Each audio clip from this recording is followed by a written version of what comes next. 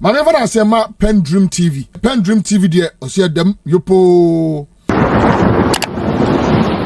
You're most welcome to PENDREAM TV, the only channel that brings you the best and latest updates on politics. If you are new here, please don't forget to subscribe to the channel, hit the notification bell for more updates, like and also share to other members to watch as well. You can also leave a comment after watching. Your comments are most important to us, so do leave a comment after watching about what you think is the best or what does not go well after the discussion. Thank you. You can also send your voice notes through our WhatsApp number on what you suggest is the best to our WhatsApp number on 0277128777, showing on your screen as well. Thank you. Today, Beatrice has also come out with a powerful analysis on how the MPP are untruthful to Ghanaians and how arrogant they are when it comes to respecting the citizens of Ghana. He also challenged Napo to come for a debate on the power sector. If really he knows something about the power sector, he should come out on one-on-one debate. Also said our president is somebody with a short memory who speak after a minute he forgets what he said. Without much ado, I would like you to join me listening to what she said into detail. Thank you. Nasa, how are you doing? Good morning, Johnny, and I'm happy to be here, except to say that I'm not too well. But you look well. Yes, I may look well physically, but I feel very naked being a Ghanaian. How? It appears to me that in this country, we don't have consciences again. Really? That everything should be about politics. That everything should be about election. That the many young people of this country cannot look at this country and say that there is hope for me because I want to, or I chose to be a sociologist, a lawyer, a medical doctor. Johnny, yesterday I had to support a medical doctor, a practicing medical doctor, with an amount because the family was in dire need. Why? Has the doctor not been paid? Johnny, the doctor has been paid, but the salary cannot take him home. And in the midst of all these, I mean, I couldn't be a medical doctor because I think science is very difficult. So when someone sacrifices and goes through that and has not even made a decision to leave the country and has to, in the most embarrassing manner, ask for support, and then we are having to wake up in the morning to discuss 60% of SNIT shares in 6 hotels, I mean, to be sold to a cabinet minister. And we are having to discuss dialysis. Sometimes when I listen to you in the morning, I don't know whether I should say that I'm getting depressed or whether things would ever get well for us. And it can really feel naked in a country like that. I remember in many of the international trainings I have personally been involved in, one of the things they teach young people is to have a personal development plan where you tip that you want to finish school at this age, you want to get a job, maybe work for 2 years and start a master's program, and then after 2 years maybe you want to get married, at which point you believe that your master's degree should give you a higher qualification. I see that consistently. You are even on a certain campaign to get a certain old man who is who is old to live, so that people who have I mean, it feels very naked. And yes, every country may have their own challenges and peculiar problems that we think we have to talk about. But what baffles me is that there seems to be no solution from the current government. They tell us that our economy is rebounding and that we are turning the corner. You haven't heard that? No, you know, they've turned the corner with their account. If you're a sanitation minister and you have in excess of $4 million under your bed and your helps even steal 1 million over a space of 1 year, and you don't even notice it until you catch them in the act. I mean, how else would you understand the plight of many young people if they say that they cannot afford 3 square meals? If you are a minister of state and you are seeking to acquire some of the most prized assets of pensioners, you know, what beats me is that SNIT is not just a government organization. It's a fund that many people are contributing through their sweat and toil, so that these funds are to be invested in income generating activities. And you have a minister who says that, you know what, I have the biggest hotel in Ghana and I want to acquire these ones, at a time when not all these hotels are not making profit. The last time I went to Labadi Beach to meet someone, there I was accosted by 2 of their senior management trying to tell us that we here, we make profit. Really? In Labad, and I wish government to come out to debunk this assertion and bring us the data. That Labadi is broke. Yes, we are making profit. They said just last year they gave government over 23 million from their conferencing alone.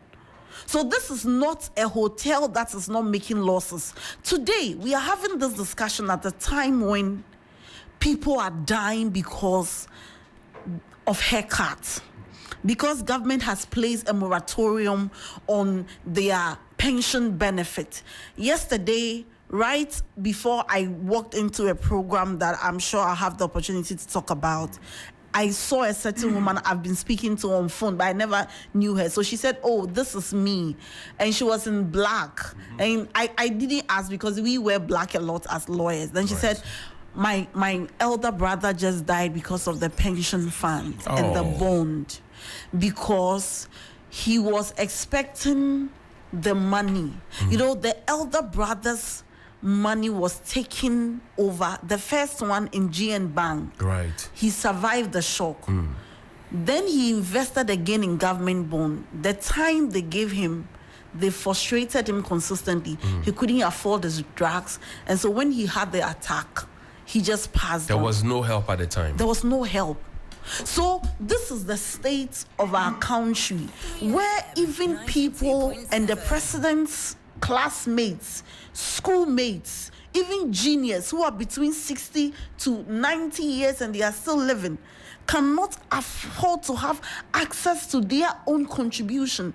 Recently, we are told that SNIT may not be able to meet their payment obligation. They came out to say, oh, it's not true. Right. We are so liquid. And here we are selling the assets to a certain minister of state, not just a Ghanaian who is a private person, who we will say that, oh, let's all champion the Ghana agenda and make sure we create businessmen.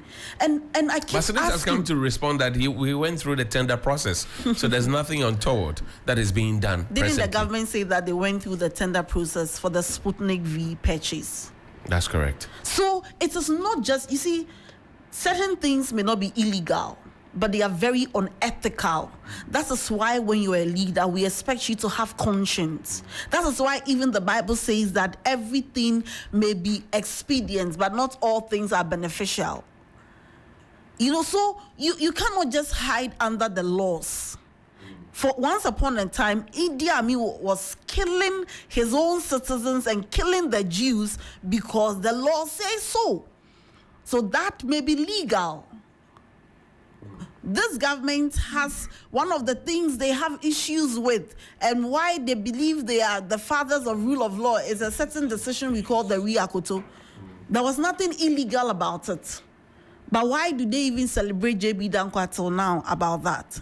So they should stop talking to us that way when our prized assets are being taken away. The government consistently has insisted that, look, if you had been in power, things would have been worse. For example, Dennis Abuaji, who leads communication for Dr. Baumia's campaign, says that if you had been in power, by now would be buying a dollar for 20 Ghana cedis. I think that the government is, you know, there are stages of recovering from shock. I think this government is at the stage of self-denial. After 7 years in power? I think that there is something fundamentally wrong with those in government, because you see, we've seen an MPP government, which was the Akuffo government before, and never did you see this level of arrogance, greed, recklessness, and insensitivity when we are talking about the plight of people. The NDC has had the benefit of being in power before. I hear people say that the CD was 1 CD in 2009. It was not. It was 1 CD, 26 pesos. I checked yesterday. I cross-checked again with the data from BOG. And so in 8 years, the NDC added 3 CDs. In 8 years, do the average calculation. And even that, the NDC acknowledged that it could be better. And at the time, what were we seeing?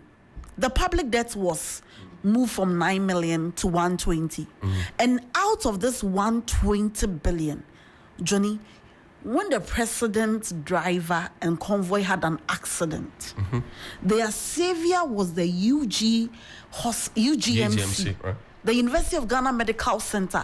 That facility was built by the NDC, and it's part of the 120 billion debt we are talking about.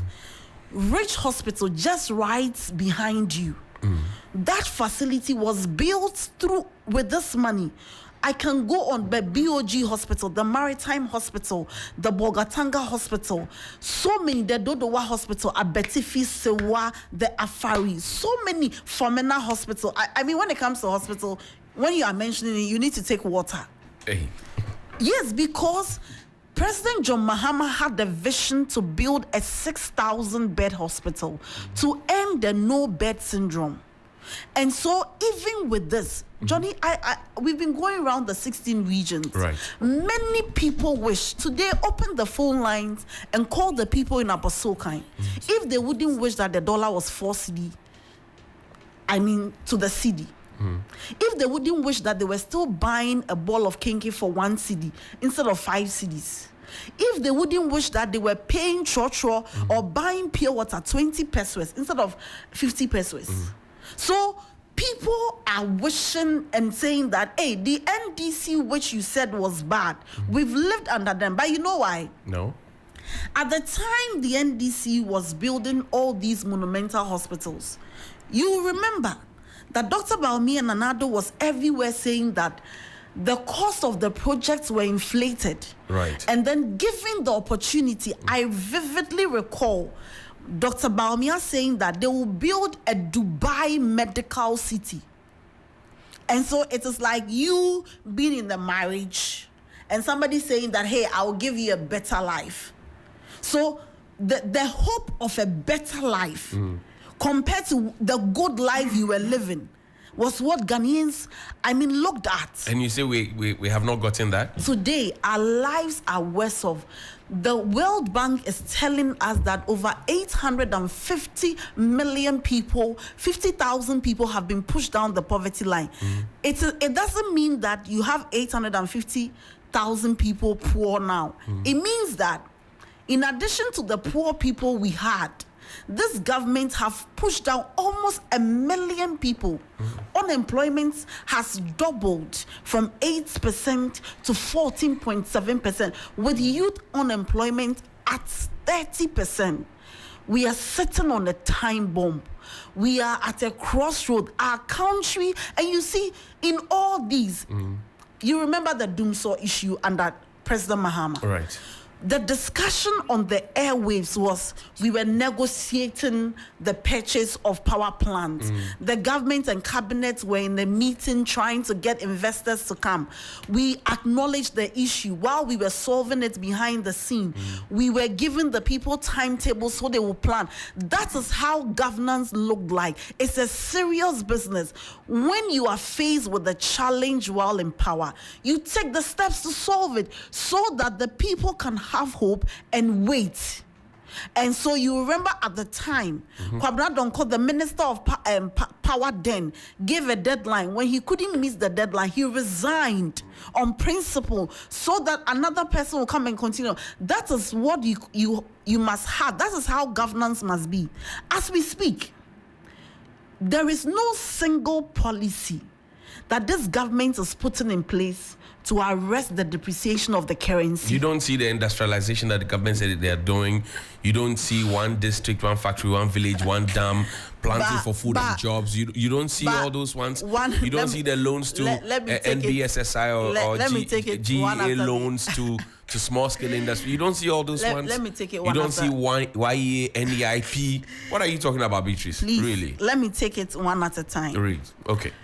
The one village, one dam. The minister in charge, the minister for special initiative, then Hawa Kumsin, right, said that what meaningful dam do you expect her to build? She herself said it. Johnny, who are you to say that they've built a dam? We have been to the north, all the 5 regions of the north, and I can hit my chest and tell you that there is no single functional dam. And I challenge any government official to come out with pictures and videos and location. I'm happy to go there and show Ghanaians. Recently, while I was on the sister station, one of their communicators said, oh, they have built a school in Larabanga. I went to Larabanga, and this government has not constructed schools. The tool of the NPP is that they just have to deceive the people. So when it comes to the dam, the functional dams in the north were constructed by either Jerry John Rawlings or President Mills or President Mahama. It has to be the NDC tradition. If you look at the functional dam, even in times of, dry season, the dam at Sandema, the Tamni Dam, these were the dams which were constructed by the NDC. You should go and see the Tamni Dam. It's about the biggest man-made dam in the north to have been made for the people. The NDC was almost 80% complete. This government has neglected them. So paid in excess of $12 million for the Pualugu Dam. Today, the vice president shamefully went to his own kinsmen and told them that, oh, we will complete something that he said in 2020 he had completed. So you are talking, even though we have not been able to do it, I assure you we will do it. But how can you do something that you have already done? You say that you've done the thing. When he was asked on Asempa that what is one signature project you've done for the people of the north, he said it's the Pualugu Dam. We have done the Pualugu Dam, only to go there and say we will complete. So it tells you that even the people leading the MPP, they are not truthful. If you Google Dr. Bawumia right now, it is about lies. So if the head is a liar, as for the followers, what should we say? The MPP say they are giving you headache. That's why you keep talking about them, Dr. Bawumia. You can't take a rest. Is that the case? Actually, they are giving us headache. Because they are giving us headache by giving every politician a bad name. Today, people think that politicians are not people of conscience because the benchmark is the MPP. Today, people think that politicians do not have the well-being of the people at heart because the benchmark is... So if you're a politician, that should give you a headache. They are giving us headache if you look at the level of mismanagement, the level of hardship, the excruciating levels. I remember recently I went to the market and for everything I touched, tomatoes, 4 pieces of tomatoes, 20 cedis. Which market? The market at 25, community 25, Tema. Then when I asked, the woman said, why, are you not a Ghanaian? But we have planting for food and jobs. So how did you buy 4 pieces of... But the planting for food and jobs, the man himself has told you that horses or donkeys carry the fertilizers for the planting for food and jobs away. So what are you talking about? You see, Johnny, let's not... And I think that you, the media, can do a better job. What else do you want us to do? You must hold people to higher standards. You must critically examine the propositions of people and the policies of people. The MPP has a certain strategy. However, it is, let's just throw in the thing with a slogan. Let's get people discussing it. Half of the people are not farmers, so they will not know whether the planting for food and jobs have failed. So while we lie to the people that we are investing in planting for food and jobs, there are other people who are not farmers who vote for us. When it comes to farmers, let's tell them that we are building Agenda 111, even though we haven't done anything for them. So they keep bundling things around.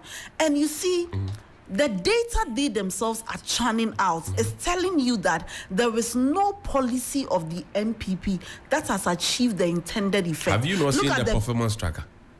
Where is and it? the achievements Please, of the can you Google performance that tracker? performance tracker? It doesn't work again, no. It doesn't? I've been looking for it. Oh, how? But you can't say that. Please, let's Google it. If you have time. I can't find it again because... Helen, yes, please check look for because it. I'll have a look. I don't like what you're doing. How do you suggest that the performance tracker that performance tracker. I think it's down for maintenance. Oh, it is down for maintenance. Let's have a look. Bear with me. It is not just down for maintenance. You know what happened? No, please. When they launched the performance tracker, I and my team took it upon ourselves that we are going to subject it to scrutiny. Okay.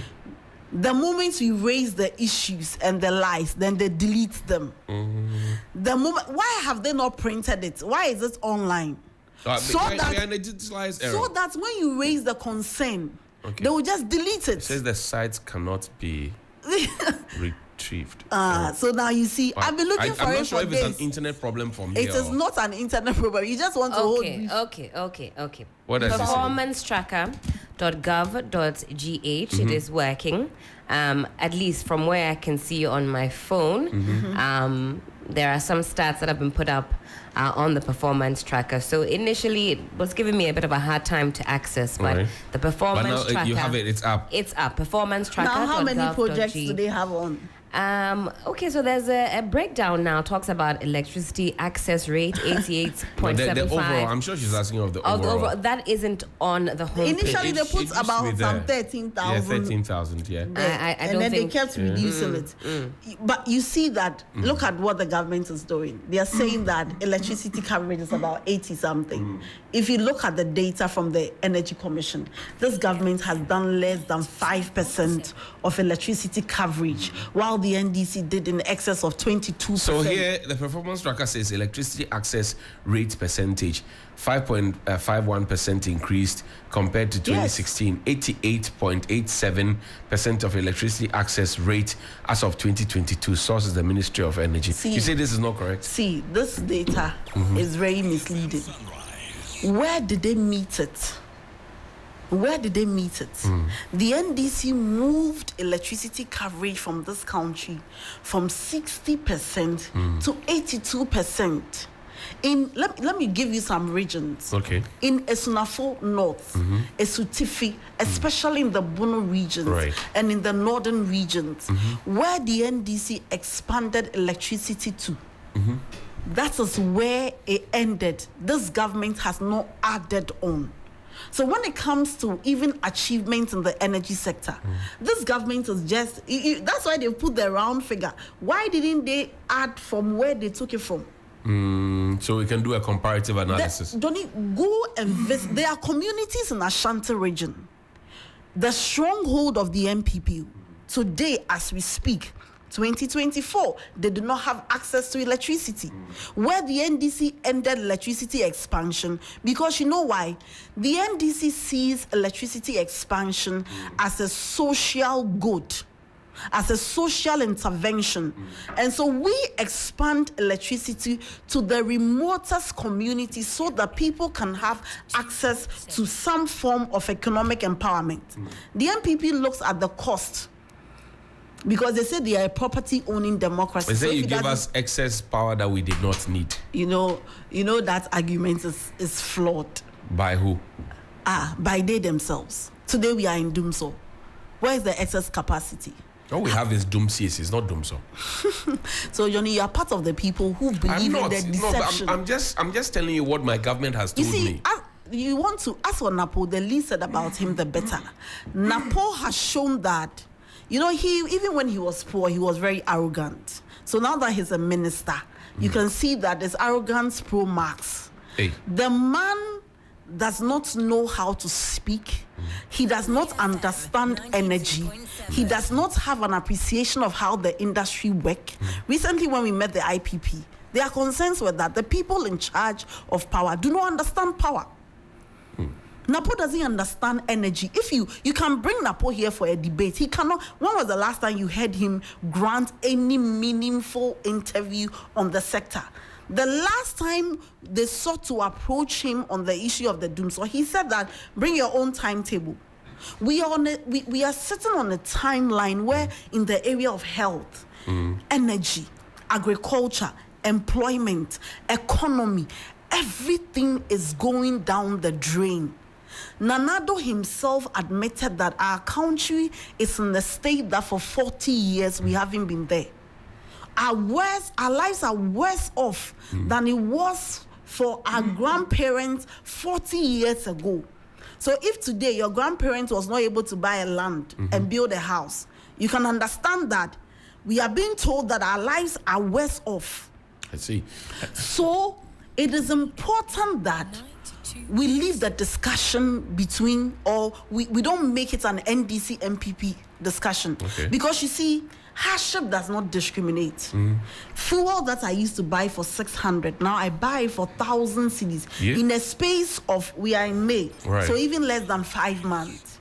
So when I get to the fuel pump, nobody will ask me, Beatrice, are you NDC or MPP? I just say I'm buying fuel. When I went to buy the tomatoes and I was talking about, they didn't ask me. Yes, for 20 cedis. They didn't ask me whether you are MPP or you are NDC. Today, the many people who cannot find jobs, walking around, they haven't written on their foreheads whether they are MPP, NDC. Right. So when we are talking about hardship, it is important that we don't politicize it. The government is failing. And there is no, you see, in the past, in Akuffo's time, you could see that Akuffo was doing something. You may not agree with his approach, but then you had to wait for the outcome. Right. President Mill and Akuffo, he quickly took us to HIPIC. We didn't agree with it, but you could see that he acknowledged that there was a problem, and I needed to do something. You don't see that to now? solve. Johnny, what is it? See, we are not paying our external debt too. And when we say we are not paying our external debt, it's not big English. It means that the monies or the dollars which government would have carried every month to give to the foreigners for the monies that Nana Addo and the cousin borrowed, we are not paying. So the dollar is with us here. Now, IMF, the first tranche also came. So it means that for our payments or external payments, we have some forex to help us. Okay. And we say that the exchange rate is because of the forces of demand and supply. So it means that there is no huge demand to go and pay external debt, except dollar for trading and maybe traveling, which if you look at it, although significant, with the subtraction of the debt, should be manageable. But we are having to experience a rate of depreciation at a rate that we haven't seen before. So we're piling our debt and that's affecting our currency. No, we are piling our debt and that was supposed to strengthen our currency. Right. Because we are not exporting dollar to but pay. It's not doing that. But it's not doing it. So why is that? It tells you that the economy is an ICU. It tells you that all is not well, and government is covering up with PR.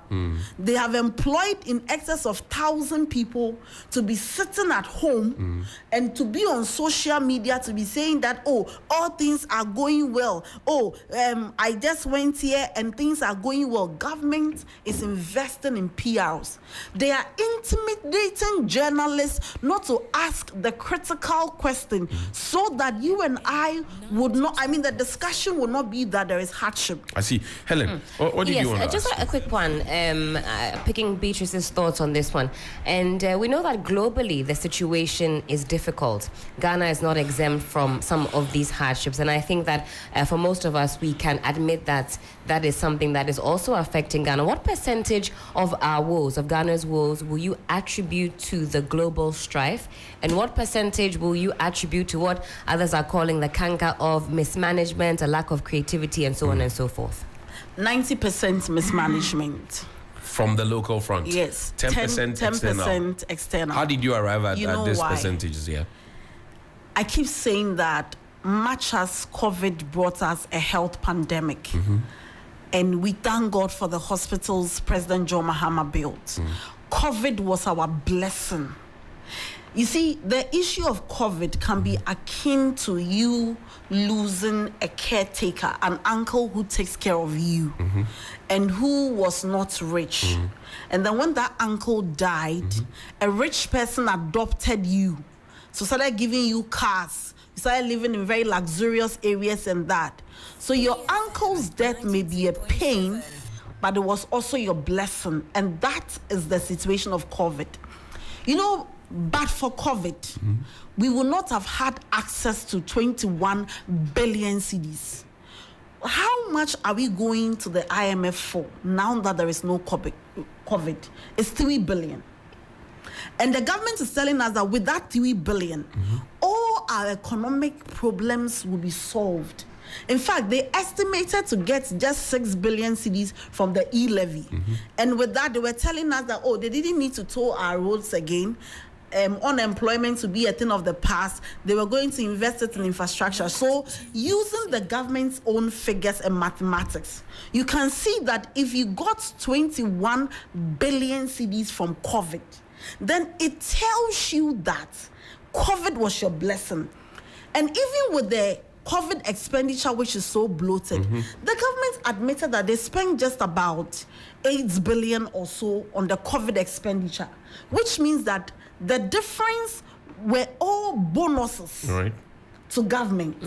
And so if you were investing, if you were doing the right things and you were not sharing COVID money, we shouldn't be here. Look at the Auditor General's report on the COVID-19 expenditure. That's right. It tells you that they wasted the opportunity. What the people were giving you the money for was for you to help in building your shops. Let me show you. Tell us. President Mahama, throughout the time he was in power, had just an excess of 200 billion by way of loans, the oil revenue, grants, and all other ancillary receipts in government. Look at the development he did. This government, if you add this year, will be getting in excess of 1 trillion. And you don't see anything. So I want you to imagine the mathematics. the 1 weight, trillion cedis. The weight. Yes, 1 trillion. So The weight of resources that your we're opponent, giving. your opponent had 200 billion. He has 2 regional teaching hospitals, the Tamale Phase 2, the UGMC. He has regional hospitals. He has district hospitals. When it comes to secondary schools, he was on a mission of building 200 secondary schools with 46 completed.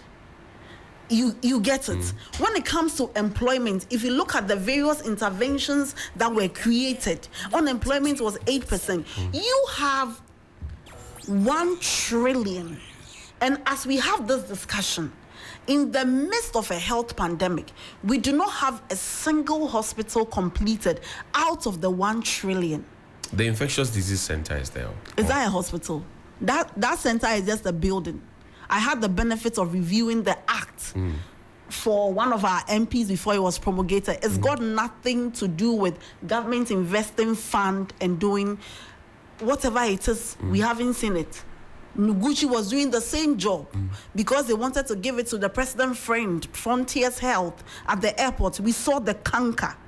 So we are living with a group of people who, under the guise of a property-owning democracy, are just running a procurement economy. You see, I wouldn't have an issue if the debate between the NDC and the MPP is that we built UGMC and we have also built this. Then the discussion will be that maybe ours was 612 bed and yours is maybe 400, so we've done better.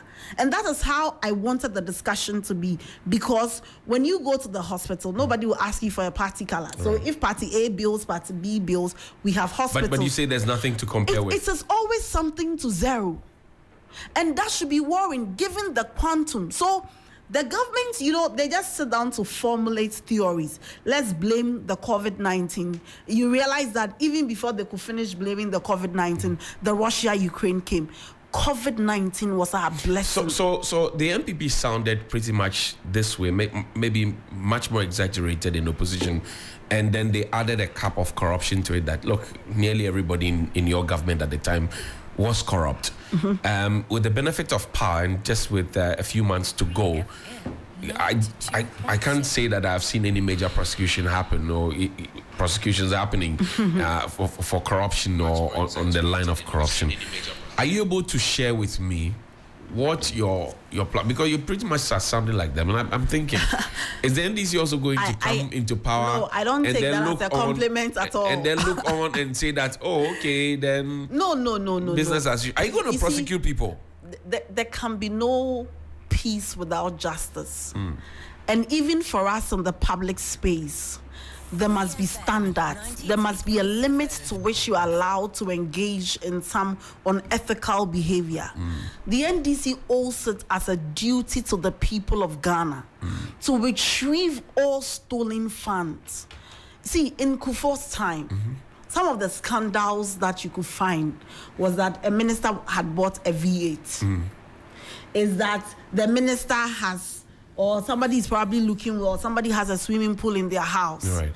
In President Mills's time, they will say President Mahama has printed diaries.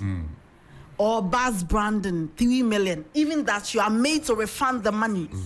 They joke about even they are confirmed, which was even not the story.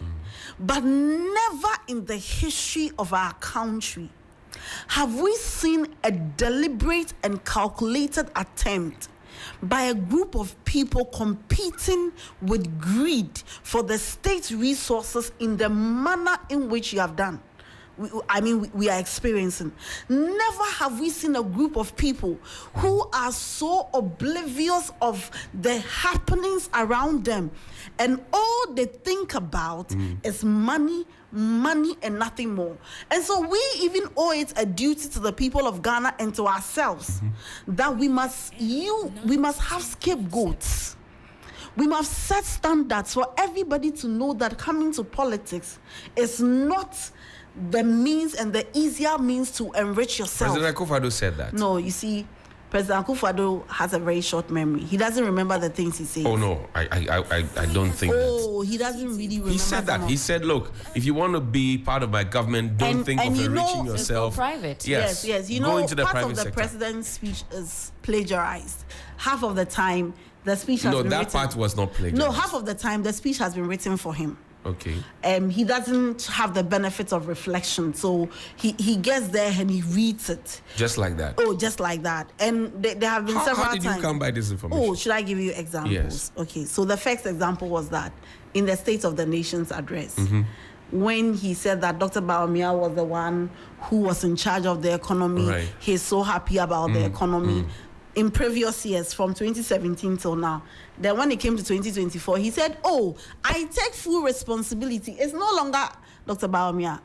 A person who is convicted and has convictions about the things he says will be very consistent, because that's the thing about conviction. Right. You remember he says, oh, we will develop Ghana. And then the Aflao chief says that my schools have been abandoned. Will you complete it for me? He says, go and complete it yourself. He goes to say that irrespective of who you are, the MPP will care for you. Then the Kumfi people come and he says that because you didn't vote for your MP, I can't develop it. You think this is somebody who says the things he says, out of conviction. So let's not compare these things. But what we are saying is that, you see, politicians are even at risk. Of what? We are at risk of... We are endangered species now. Everybody thinks that every politician is as greedy as the people in power now. Everybody thinks that every politician wants to come into power for state capture. Everybody thinks that, oh, this person is doing this because of what they expect to get. But it's not the case for everybody. And so it is important that consistently we make a distinction between the NDC and the MPP. Under the NDC, if you engage in a corrupt act, even if you dream, and President Mahama hears it, or even President Mills, even President Rollins. We know of stories of President Rollins asking even his appointees about wristwatches and how they were able to afford it. President Mahama will either ask you to resign or prosecute you even though you were his party member. That shows a political will. And when that happens, Johnny, everybody sits up and the conversation changes. But is that not why the OSP's office was set up by Nana Addo? Martin Amidu first and now what has the OSP office done? So as it was set up. Oh, the OSP recently has saved us some money over some 3 million almost 3 million cities in ghost names. Oh, but Beatrice, are you saying that you haven't seen that the OSP has advanced some of the conversations? What I have seen is President Mahama President Nana Addo fulfilling a manifesto promise. You know why? Tell me. You don't set up an office like the OSP to fight corruption and corruption-related offenses. And when your minister is found to have so much money under her bed, you write what would appear to be a love letter, my dear Cecilia, and say that at the end of the investigation, I'm very confident that your integrity will be intact. The OSP is an appointee of the president. He has told you, the OSP himself is telling you that, loom, we are doomed as a nation. From what that office he's seen, it is not well with us as a people. You want me to challenge the OSP? Is the OSP not being a crybaby? Which crybaby? He's not the first OSP. The first OSP described the president as the mother serpent of corruption. Is that also a crybaby? Then maybe the OSP is just for people who cry. And so it is not to fight corruption. We said that everything the OSP was doing, you have other organizations doing it. Other organizations like what? Yoko. But the Yoko is supposed to investigate. So the solution, Yoko says I can't find the solution is not in creating offices, but making sure that the existing offices work. But the independence of the OSP was guaranteed, wasn't it? The independence of every state institutions have always been guaranteed on paper, isn't it? Isn't the electoral commissioner and the electoral commission guaranteed where party communicators are being given appointment, that nothing happened and pricks our conscience, that everything is not well because there is an independence guarantee on paper? Johnny, you see, we may not appreciate the damage that is being done to us as a people. Consistently, if you live, you see why people think that it is normal to throw papers and rubbish on the streets? Because consistently, we have created an impression that there is nothing wrong. You say this is conditioning. It is conditioning. And so gradually, the government is conditioning us to think that it is okay that the laws should say something. It is okay that we should have things written. Conscience should not matter. But so you don't think ethics should not matter. So you don't think that the OSP, for the full length of its span in office, at least as the Akuffo Addo's government is still in power, will be able to prosecute anybody, for any major corrupt activity? Who has the OSP able to prosecute? Even Martin Amidu couldn't survive. Martin Amidu said he didn't have the requisite resources. Look at what happened. Jaben has been giving some resources, some more staff, some more vehicles. Martin Amidu is not happy about it. But then Kisi says he's in court. Kisi Jaben is the person who has told you that we are creating a situation that very soon a murderer will walk to court for an injunction. But was it not? Kisi Jaben is Anas Aremeya, Anas's lawyer. They use the Anas principle. That which Nana Addo said, when I come to power, I used to fight corruption. So how would you say a thing like that when Nana Addo says, I will use the Anas principle? The man who was lawyer for the one using the Anas principle, and you say you are doubtful? The man who says, I'll use the Anas principle is the man under whose tenure a team member of Anas was killed. And as we speak today, and this one, I bow my head in shame when I speak about this to the media. it is just a matter of time. It's Ahmed Swale. Right. It will happen to another person. Because I'm telling you, the government is deliberately conditioning people that it is normal for one journalist to be killed because they sought to be critical, and nothing will happen. So you, the second person, you can get your next victim. It is normal for corruption to happen as a public official if you can get the presidency to write a letter clearing you ahead of time. And it's consistent. It's not just Liadapa. You remember the Charles BCU matter. You remember the Charles BCU matter? Even before they could complete, the president said he was very confident.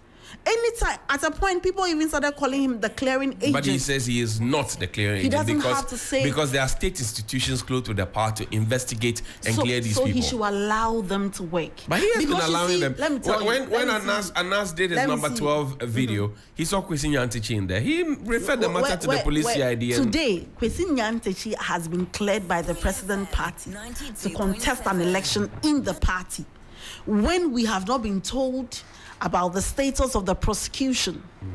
So is it true, after all, that he indeed had the president in his pocket? See, Johnny, I like the word Helen used, conditioning. The people in power are investing so much money, and they are conditioning the people of Ghana that it is enough that corruption is going on. You know what they are doing? They are amassing so much wealth, and they are leaving the basic that will make our lives very well out, so that when it's election, they can pay for every slot and run advert. So everywhere you sit, in the church or in the market, you listen to the MPP advert. Now on the grounds, they come and share money to you. In Asin North, it happened.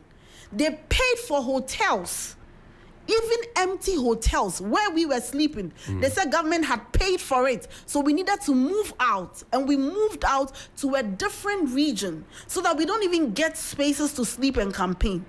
They are sharing money. They pay for airtime for every radio. Then they come and share for you. For them, it's never about you and I and the quality of life. But Beatrice, it's about winning the next election. Beatrice, tell me one policy that this government has embarked on, which is actually calculated to making the lives of the people better. Free SHS. And I will show you. Free SHS. I will show you that it's an election game. Free SHS. Let me show you today. Basic education, which is the foundation of every education, for 4 years have not had textbooks. Schools under trees are more than 5,000. This government is not committed to eliminating them. You know why? The people between class 1 and JSS 3, 15 years, do not have a voting right. Oh, that's not a fair assessment to make. Johnny, so tell me why that the basic foundation of education, when your predecessor eliminated over 2,000 schools under trees, I mean, increase the textbook ratio to 4 textbooks to 1 student instead of 4 students to 1 textbook. At least, if you cannot do anything at all, maintain the status quo. You leave the challenges of the basic school, and now what? They are sharing tablets to students who do not have chairs to sit on, to students who do not have access to electricity to plug the tablet, because we are about to vote. Johnny, we must begin to have a different conversation about our country. Talking about voting, I mean, if the way you have painted the picture and spoken about things, if that really is the reality on the ground, then nobody actually should be supporting the government. If the narrative you have given out is what... And that is where it baffles my mind, because no well-meaning Ghanaian should support the MPP and this government. Look at Kennedy Japan. But there are people who see something good about the government. Because they are direct beneficiaries of the corruption. Look at Kennedy Japan. Kennedy Japan was the second person to be a potential flag bearer. He says his own people are stealing as if there is no tomorrow. He says that his own people are engaged in the levels of corruption that he hasn't seen before. He is one of the beneficiaries of this government. He himself says that he has so many contracts because people go for the contract, they cannot perform, and they bring it to him. And this is a man who is even going to lead, and he says that he was on a house cleaning exercise because this is not the MPP. Look at Alan Tremantin. A founding member of the MPP says that I can no longer stay with this stinking act. They are tired. People are frustrated. And they speak to us. Sometimes you even go on air with some of their communicators. They say, as for this one, I don't want to talk about it. All is not well with our nation. Our nation is at a crossroad that we all have a duty, irrespective of your tribe, your gender, irrespective of where you come from and your status in society, to make sure that political parties are not emboldened to dissipate the resources. The NDC will never engage in this. Okay. But even if the NDC were to engage in it, some of us will stand against it, because you remember the Deputy Minister of Finance when he had the attack and was driving from Ejuso to Accra. Right. Why can't we have a proper hospital even in Sawam? When the president's convoy was engaged in accident, they had to stabilize them at Suhum and bring them to UGMC. If President Mahama had engaged in this shenanigan of getting money, keeping it for election, President Mahama was the man that he had an election before him and kept $250 million in the stabilization fund. Another $250 million in the sinking fund. Created the Exim Bank, the Ghana infrastructure. He could have just lumped all that money to win an election. Okay. My guest in studio is Beatrice, and she's a member of the NDC's It is a very serious legal time. and communications Johnny, team. you should be worried. Ellen should be worried. Well, you are recruiting us, but we will. No, it's not about NDC MPP. Listen to just this one. Speak up. Drink water. Listen to this one. My fellow Ghanaians, please, let us just be mindful and show some respect to our citizens. So the lives are not stable. And because somebody has not told us that it is doom so, it means there is no doom so. So the Electoral Commission is struggling to defend its credibility. And until the Commission tells us that the missing equipment mean nothing, everyone should believe that there are no issues to worry about. How did disrespect get so high? Actions that impoverish and disenfranchise do not necessarily translate into feeble-mindedness in people who are angry, in people who are hungry, and in people who are oppressed. On the contrary, again, check the details in our history. Sunrise on 3FM. Shine with us. 15 minutes after 9 on 3FM 92.7. My name is Johnny Hughes. This is Sunrise on 3FM 92.7. Beatrice Anan is my guest. She's a private legal practitioner. She's also a member of the NDC's legal and communications team. Let's talk about the Electoral Commission quickly. You've been monitoring the registration exercise currently ongoing. Have you been satisfied as a political party with the goings and doings of the Electoral Commission? I think that more than ever, the EC is showing that it's just an XB of the MPP. The EC is engaged in transpositional rigging. You know, in the 2020 elections, we can still not tell what is the final figure of the political parties because they kept changing. And in this registration... The results have not been gazetted. Oh, Johnny, you see, that's what I'm talking about. We are not in a good place in our country. We've seen Afarijan's Electoral Commission. Both political parties will have issues. They go to IPAC, they solve it. Charlotte Osei, we've seen her as an electoral commissioner. They go to IPAC, they solve it. After IPAC meeting, political parties will come out and say that we are satisfied because The MPP pushed Charlotte Osei out. They yes, but she did everything they wanted for them. They wanted biometric what she did it, whatever it is that would make them and that is why they even won the 2016 election. Because Charlotte Osei was not interested in rigging. What we have are a group of people who behave like MPP foot soldiers, like branch executives. This is Jimensa of the IEA. Yes. This is Bosman Asare of the University of Ghana. She behaves like an Mr. MPP Tete branch of the Electoral executive. Commission. I mean, She behaves like an MPP branch. Kwaku, PhD holder. And these are people who have experience. Which experience? Who have been there, seen it done, and made recommendations. Have you ever seen that until Jimensa, the EC was making errors? Did you ever hear that? We only started. I mean, you could have your wildest guess about what the EC can do, but you could never foresee this. Let me show you. Since the registration started, the EC started bloating the figures, started swapping some of the days so that the total figure for registration would change.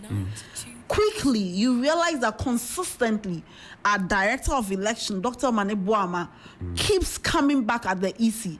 It tells you that 2016 is not 2024. 2020 is not 2024. Right. So the NDC is matching the EC with data. We collate our data so much in time, even ahead of the EC. So we just wait for them. So you realize that sometimes we take them on in less than 5 minutes, then they delete their release on their social media handles. But the MPP apparatchiks say you couldn't even present one correct pink sheet in court to defend your case. You see, that is why I'm telling you that 2024 is not 2020. In a sin note, you say the present is not the past. The past is not the present. So in a sin note, MPP agents, their national organizer, Nana Boache, Nana B, they all left the coalition center before 8 p.m. Why? That is the question. So the mechanisms we have in place, and the EC knows it. In recent time, they've seen how we've matched them boots for boots. Before 8 p.m., all the national officers of the MPP left the coalition center. And I'm asking why? Because they could not undertake the machinations. We have told you that as a political party, we do not believe the integrity and the independence of the EC. We are treating the EC as an arm and a department of the MPP. No, that's not fair. But what should be fair? We have only one electoral commission, and we must protect it to the best of our ability. The Electoral Commission looks like an organization that is interested in the stability. Johnny, did you not hear Bosman Asare say that the NDC is a danger to our democracy? No, he said that, but he's been reprimanded for that. Who reprimanded him? Well, the public have told him to not to say that. And what would that reprimand be? That the public spoke up and he's still as post and he's still speaking loosely and he doesn't have a little bit of emotional intelligence when he's dealing with the public.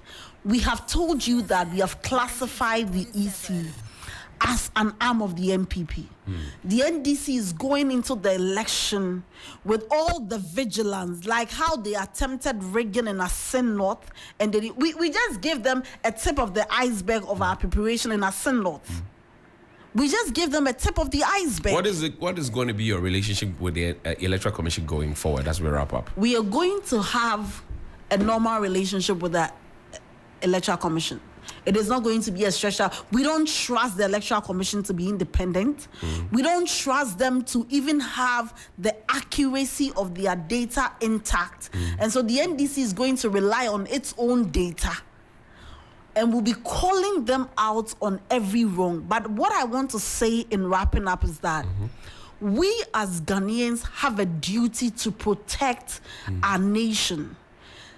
Some time ago, when the colonial masters wanted to take over, we realized that as Ghanaians, we needed to have our independence to determine for ourselves what we wanted. Okay. And so even at a point, Kwame Nkrumah said that the last stage of neo-colonialism is imperialism also. Right. Today, we are seeing a level of colonization that even the whites did not do. There is a document called the Japadier. Even who to be the director of SNIT, for SNIT properties to be sold to a minister, was documented as far back as 2017. Who to be the director of EcoBank was documented. Who to be appointed the Minister of Finance, which banks should be collapsed, for which reason today our monies cannot be found, what should be done with borrowing, and who should benefit from the borrowing, how a group of people should be impoverished for other people to be empowered was documented. There are a group of people on the mission to destroying Ghana. These people, some of them are even acquiring dual citizenship. Really? There are people in government today who have started acquiring dual citizenship. Some people have even gone to acquire citizenship in other countries. And now it has become a haven for where they keep their monies. Johnny, it is very scary. It's not everything you can say on air because they know that the path on which they are traveling, it will get to a point that they cannot stay in Ghana.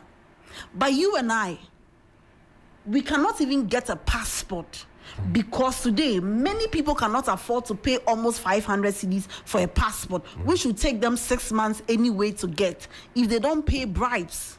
And so you can't even go to Cote d'Ivoire and Togo. At best, you can stay there for 90 days. And so we have a duty to come together and make sure that the MPP does not get an additional 4 years, making it 12 years. You know what? It would empower them not to just sell SNET, but to sell all other state assets. You saw what they did with PDS. You saw what they did with the Japa. How else should we say it? On December 7, when Ghanaians queue to vote, it will be between John Dramani Mahama and Dr. Mahmoud Bawumia. The NPP says the alternative is scary. The NDC says you have performed woefully and that you have to go. Dr. Bawumia, I heard him about 2 or so days ago saying that as for your flag bearer, he has come to power before. He has come to experience it. He has not come before. So he deserves the opportunity because he will have the benefit of 2 terms, or he will be eligible for 2 terms. Your candidate is only coming to serve 1 term. And if he comes to mess things up, he will say bye-bye and go. What do you say? What's your response in closing? You see, I think that in any serious jurisdiction, the man, Dr. Bawumia, will first of all not put himself up for an election. Why? Because he himself will be guided by conscience and the love for his nation, especially having regard to some of the loose and unguarded statements he made. He spoke as if a poor man who wants to woo a rich woman just say anything to give an impression. And so for me, I don't treat Dr. Bawumia with a seriousness that a presidential candidate should be treated. But because he's a leader of one of the main political parties in Ghana, he would have a base. And so he's allowed to say anything. Dr. Bawumia, over the years, have shown that he has no iota of integrity. His principles don't matter to him. It matters not what one says. You know, we were talking about Poalugu. I've done it, I've not done it. When the fundamentals are weak, the exchange rate will expose you. Then he says that, oh, when the exchange rate is exposing you, it doesn't mean the fundamental knowledge, if you think that way. Yes, it doesn't mean the exchange rate. He tells you that we will build concrete roads. But now, if we can't build concrete roads, we should be happy. He tells you that in 100 days, there will be no household in Ghana that has a toilet or water problem. Today, they haven't added 1 gallon to the 77 million gallon President Mahama left behind. He tells you that, oh, forget about all that. You see, forget about your hardship. And let's reduce the election to what Dr. Bawumia, wants. Because he was not in charge, so he says. And the president has come to say, look, he was not in charge. The buck stops with me. But he instructed the Ministry of Finance to pay money to the trainee allowance when to the trainee nurses when one trainee embarrassed him. All of a sudden, he found the charge.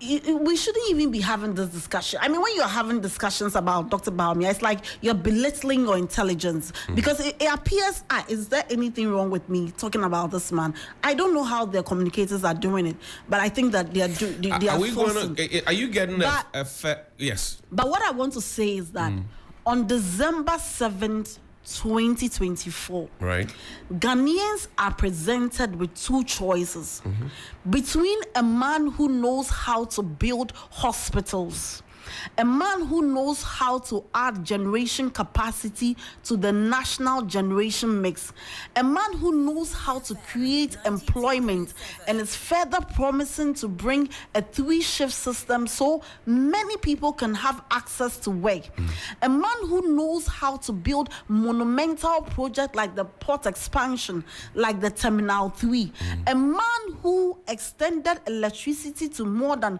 2,000 communities, a man who with little resources invested in very strategic sectors of the economy, and a man who is never responsible, a man who does not have integrity.